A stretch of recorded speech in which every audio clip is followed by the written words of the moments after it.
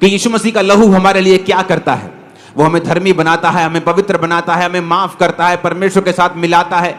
ये एक वाचा का लहू है, परमेश्वर हमारे साथ वाचा बांधता है, मेरे लिए दया को मांगता है। परमेश्वर का लहू, हाबिल का लहू अपने लिए न्याय मांग रहा था, लेकिन जीसस क्राइस्ट का लहू जब बहा, वो मेरे लिए दया को मांग रहा है कि इन लोगों के ऊपर दया कर, क्योंकि मैं इनके लिए बहा हूं। यीशु का लहू कहता है कि मैं बहा हूं, इन लोगों के ऊपर दया कर, तो वो हमेशा हमारे लिए दया को मांग रहा है।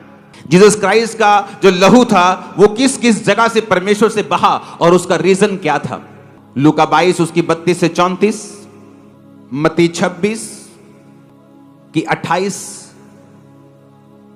आयत, यूहन्ना 19 उसकी 34 और यशाया 50 उसकी 6 आयत। पहला लहू जो परमेश्वर के बदन से बहा वो था उसके माथे का लहू, क्योंकि वचन इस प्रकार कहता है कि जब वो गतसमनी बाग में था तो बाइबल कहती है कि परमेश्वर जब बहुत ही इंटेंस प्रेयर कर रहे थे, वो प्रेयर इतनी इंटेंस थी और इतनी ज्यादा कठिन थी और इतनी ज्यादा उसमें वो सम्मिलित हो गए थे कि बाइबल कहती है कि परमेश्वर के ब्लड वेसल से, उसकी जो नाड़ियां थी उसमें से लहू निकलकर उसके पसीने के साथ मिलकर माथे से टपक रहा था। वो पहला लहू था जो परमेश्वर ने बहाया था। माथे से जो लहू बहा उसका मतलब क्या है? उसका मतलब यह है कि इंसान जो था, आदम जो था, अपनी इच्छा को, अपनी विल को परमेश्वर के सामने समर्पित नहीं कर पाया, इसलिए उसने शैतान के सामने घुटने टेक दिए थे और उसकी पत्नी ने वो फल खाया जो वर्जित था और उसके बाद अपने पति को खाने के लिए भी बोला। और जब शैतान ने इंसान को गिरा दिया और उसने अपनी इच्छा को परमेश्वर के सामने नहीं बल्कि शैतान के सामने समर्पित कर दिया, इसलिए जब उस माथे से परमेश्वर का ब्लड निकला तो वो इसलिए था कि जब इस ब्लड के ऊपर विश्वास किया जाएगा तो इंसान अपनी इच्छा को परमेश्वर को सौंप देगा और परमेश्वर के सामने समर्पित हो जाएगा और शैतान का उसके ऊपर से सारा अधिकार मिट जाएगा। कितने मेरी बातों को समझ रहे हैं कि वो अपनी विल को परमेश्वर के सामने रख देगा।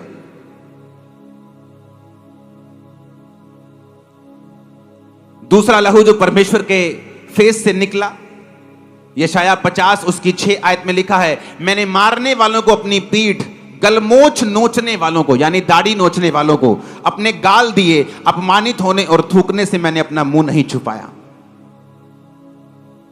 जो दूसरा लहू परमेश्वर के बॉडी से निकला वो था कि जब परमेश्वर को थप्पड़ मारे जा रहे थे, जब परमेश्वर को लेके गए और उसके गाल नोचे जा रहे थे और उसकी दाढ़ी नोची जा रही थी। जब उसके दाढ़ी को नोचा जा रहा था तो वो ह्यूमिलेट हो रहा था, वो बेइज्जत हो रहा था, उसकी रेपुटेशन को खराब किया जा रहा था।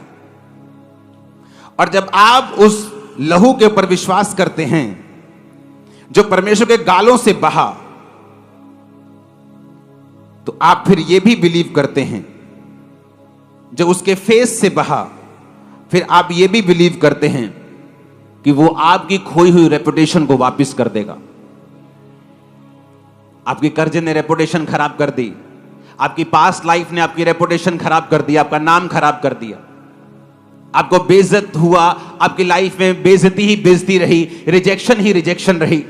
जब आप जीसस क्राइस्ट के उस सीन को याद करेंगे जो यशाया 50 के 6 में लिखा है कि अपमानित होने और थूकने से उसने अपना मुंह नहीं छुपाया और गाल नोचने वालों को उसने अपने गाल दिए, ये आप लोगों के लिए था। जीसस क्राइस्ट चाहते तो एक मौत ले सकते थे, कोई आता कि यीशु मसीह के जोर से उसके पेट में तलवार को मारता और यीशु मसीह को मार देता, लेकिन यीशु मसीह का जो लहू बहा था उसका कारण था, वो माथे से बहा उसका कारण था, वो गालों से बहा उसका कारण था।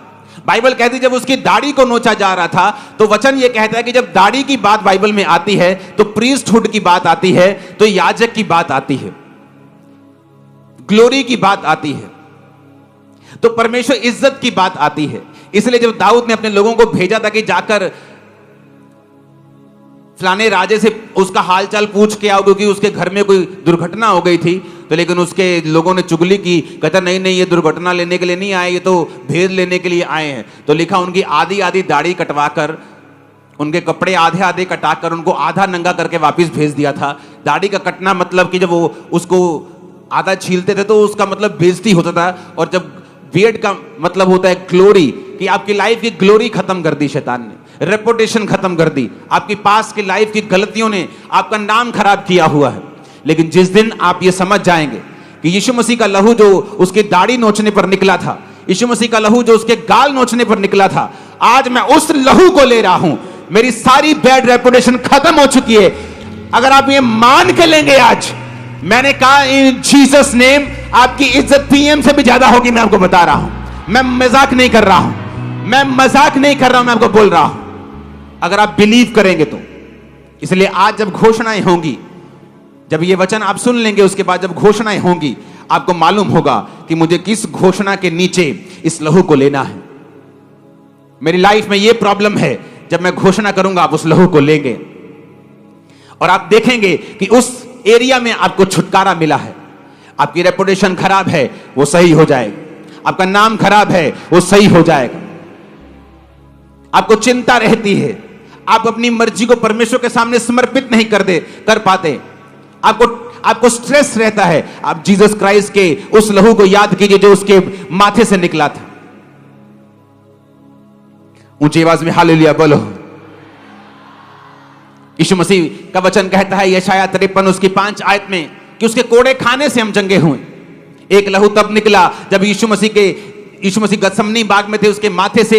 एक लहू तब निकला जब उसके गाल नोचे के उसकी दाढ़ी पटी गई, और एक लहू तब निकला जब यीशु मसीह के कोड़े मारे गए। और बाइबल कहती है जो लहू कोड़ों से निकला वो तुम्हारी चंगाई के लिए था।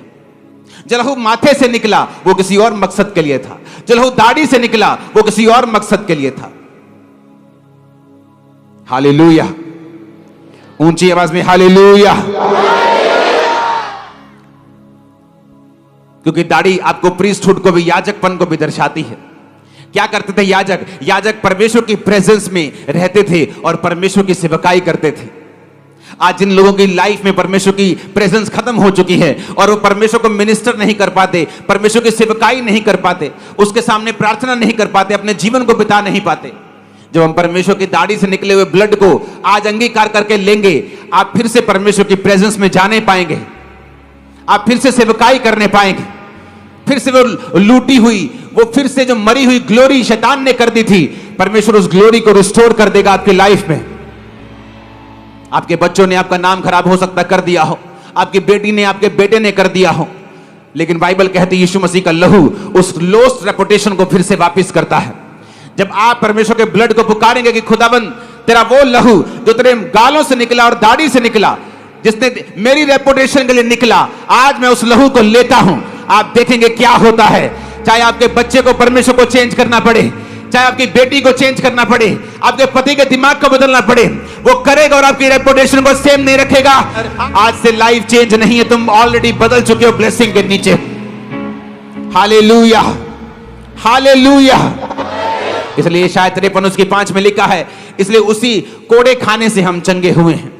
हमारे अपराधों के कारण वो घायल किया गया, हमारे धर्म के कामों के कारण कुचला गया, हमारी शांति के लिए उस पर ताड़ना पड़ी कि उसके कोड़े खाने से हम चंगे हो जाएं। उसके कोड़े खाने से भी ब्लड निकला, जो ब्लड उसके कोड़ों से निकला वो हमारी हीलिंग के लिए था। वो हीलिंग जो मुझे मिली, वो हीलिंग जो जलंधर के सबसे पहले डॉक्टर्स भी नहीं कर पाए थे। जलंधर के सबसे ओल्ड डॉक्टर्स नाम है जिनका, पॉसिबल नहीं। उसके कोड़े खाने से हम चंगे हो चुके हैं। फिर एक ब्लड निकला परमेश्वर के कांटों के ताज से। परमेश्वर के जब कांटों का ताज डाला गया तो बाइबल कहती है उसमें से ब्लड निकला। क्यों निकला कांटों का ताज? क्योंकि वो कांटों का ताज आपके लिए और मेरे लिए था। ताज डाला जाता है राजा को, ताज डाला जाता है जब एक राजे की राजपोशी की जाती है, जब एक राजा जीतता है ताज उसको डाला जाता है।